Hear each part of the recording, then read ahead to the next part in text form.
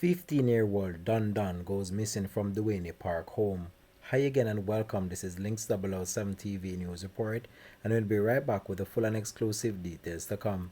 Welcome to Links 007 TV News Report, providing you with the best in local and international news updates.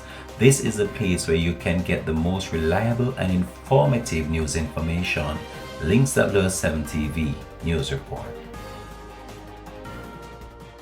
Welcome back and thanks for joining us. This is Links 007 TV News Report.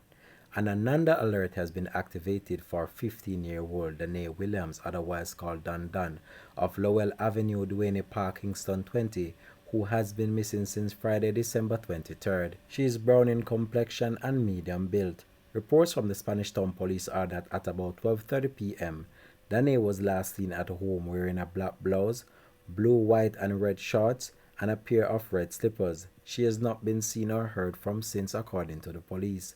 Anyone knowing the whereabouts of Duhaney Williams is being asked to contact the Spanish Town Police at 876-984-2305, the police 119 emergency number, or the nearest police station. This has been Links 007 TV News Report. Thanks for watching.